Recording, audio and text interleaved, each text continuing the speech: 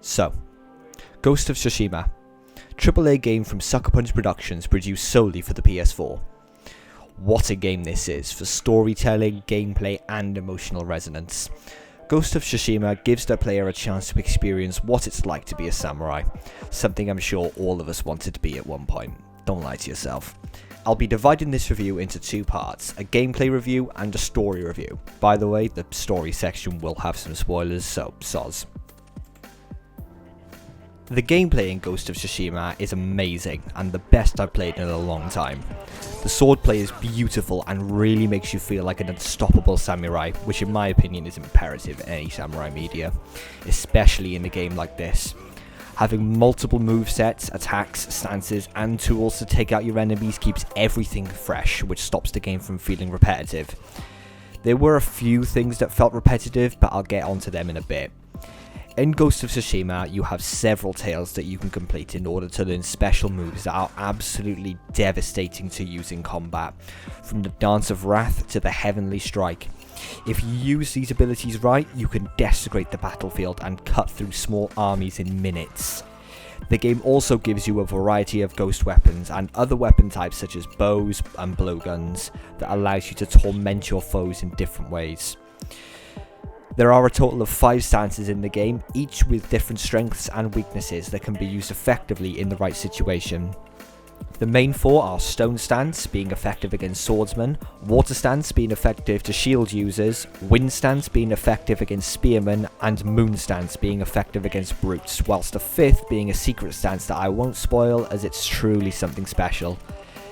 Each stance has specific moves, animations and special attacks, and the different stances have clear differences and effectiveness against their specific enemy types.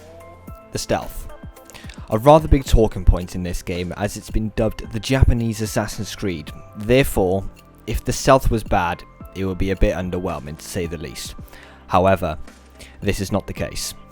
The stealth in Ghost of Tsushima is very good. Certain outfits affect the amount of time it takes enemies to recognize you, and they recognize you quickly, which is realistic, whereas in some other games they'll have a conversation with you before realizing you massacred half their army just 17.5 minutes ago and chopped off their best mate's arm in front of them. However, to counteract this obstacle, Sucker Punch have given you a wide arsenal of abilities and weapons to wipe out entire camps quite quickly. Between taking out enemies at long range with the longbow, quick firing at close range with the half-bow, slyly taking out enemies with your tanto, or going for a more aggressive approach to stealth using your kunai and smoke bombs, the opportunities are endless. The look of this game is quite possibly the best I've ever experienced. The colours, winds and weather are absolutely beautiful, and whatever I say won't do the game justice. I'd say you have to play the game yourself and experience it for yourself to truly see and understand how beautiful this game is. Sucker Punch have clearly put time and effort into this game, and it really shows, as you can get lost in the beauty of the environment, as I've done more times than I can count, where I've been passing the location on the way to my mission and something has caught my eye, whether it be the actual weather and colours drawing me in, or a location that looks breathtaking. The wind in this game is truly a character. It really feels like a person is guiding you to your mission area, and I can't sing Sucker Punch's praises enough for coming up with such a unique way of guiding you to your waypoint, and the decision to not have a HUD really immerses you into the game, making it a truly cinematic experience and allows you to take in the beauty of this game. The weather is also some of the best weather mechanics I've seen. With the rain, wind, sunlight and particles in the air, it truly gives Japan an ethereal feeling, especially if you go to the cherry blossom areas at sunset. It really makes you feel things. There are a total of 3 things that I don't love about this game, which is saying something because I normally dislike a fair amount of things in most games. The first thing I dislike are the ladder mechanics. Sometimes Jin can have a tough time grasping the idea that you have to actually grab the ladder to climb it and not just keep running into it and hoping for the best. But I found that jumping into the ladder quickly gets rid of that issue.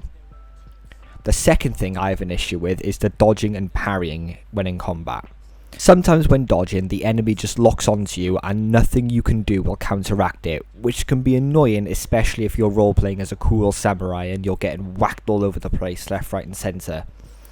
The The parrying sometimes doesn't work and Jin will just stand there and won't go into any animation to block or parry an attack, which can also be annoying, especially when on low health. But these problems give you an incentive to use your vast array of weapons and gadgets to your advantage in combat, because realistically, no matter how good you are, sometimes you will be caught out. So having the dodge and parry sometimes not work gives a bit of randomness into the game and makes you think of the best way to go about attacking the Mongols. Lastly, the third thing I dislike about Ghost of Tsushima is that there's not more of it. The game is so good that it left me wanting more, which is the hallmark of any good piece of entertainment or media. It leaves you wanting more, and I can't wait to see if they do a sequel or have any DLC, because after this, you best believe I'm going to buy it. This next part, I'm going to be talking about the story, and there will be spoilers, so if you haven't played it, then I suggest you play the game before watching the rest of this review. Unless you don't care about the spoilers and just want my opinion. In which case, keep watching, because I appreciate the views. Believe me, I need them. So, the story of Ghost of Tsushima. It's truly a special story, and it genuinely made me tear up a few times, and gave me legitimate goosebumps throughout. The emotional resonance this game gives you is incredible. I quite literally felt the pain that Jin Sakai went through.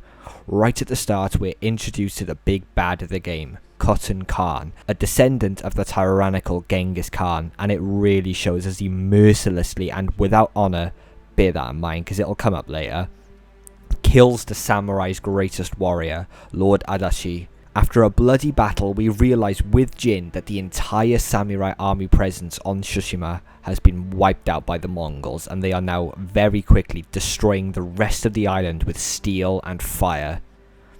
Jin, without hesitation and with bad wounds, immediately goes out to confront the Khan and tries to find out if his uncle, Lord Shimada, survived the battle.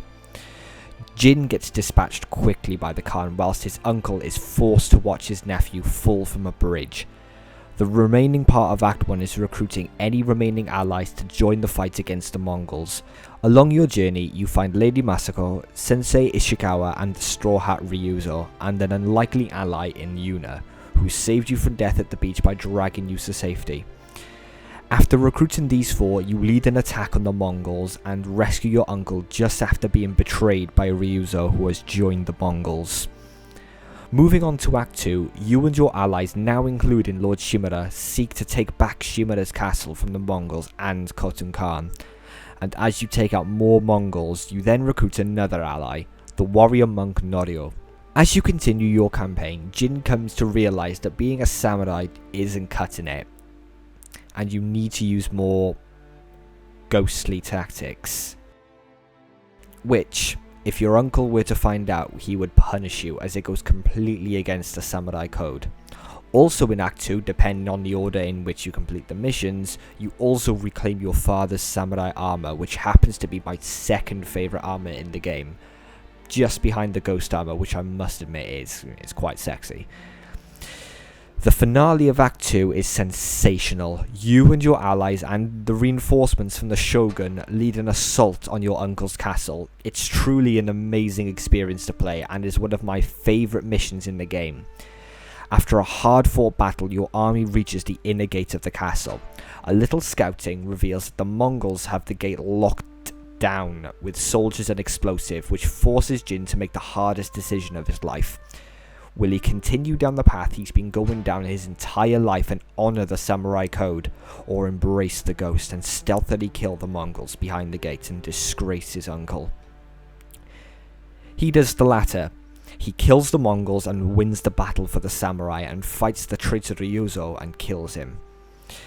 But as a result, he becomes a traitor to the samurai and is put in prison, closing out Act 2. Act 3. Disgraced. Jin seeks to get out of imprisonment and reunite with his allies. He sneaks out of his cell and makes a break for freedom and survives by the skin of his teeth until he reaches a town in the north of the island and discovers the Mongols have discovered how to use his poison, which he used to kill the Mongols in Shimada's castle, and they have killed an entire town with it. After sneaking through the town, he is reunited with Yuna, and from there they plan their attack on the Khan, before he can launch his attack on the mainland. Jin realises he doesn't have the manpower to launch this attack and asks Yuna to gather his other allies, Sensei Ishikawa, Lady Masako, and Norio, while he gathers others and sneaks back to his uncle's castle to leave him a letter asking for his help. With his forces gathered, Jin launches a final attack on the Khan and eventually, after a long and bloodied battle, kills him. The epilogue sees Jin after the final battle getting used to life as the ghost, and Lord Shimura asking to see him even though Jin is now a fugitive. After meeting with Shimura, he tells Jin that he has been given orders to kill him, and in the most emotional moment in the game, you are forced to fight the last member of your family. The man who took you in after your father died. The man that trained you and instilled a code of morals and ethics into the very fabric of your being, and a man who wished to adopt you as his son. This moment engraved this game as one of the best I've ever played. The raw emotion you feel as you fight your uncle to the death, knowing that he doesn't want to kill you and you don't want to kill him, but he knows that if he disobeys the Shogun, he will be killed. It's truly a beautiful scene that really shows off this game and how much time Sucker Punch put into it. After defeating Lord Shimura, he drops to his knees and asks you to give him a warrior's death, an honourable death. The choice is yours. Do you honour your uncle's last wish, or leave him there to die? Such an amazing ending to an amazing game. This game demonstrates how well games can make you feel emotions, and how games are one of the most effective ways to tell a story, because it's you who is responsible for every decision.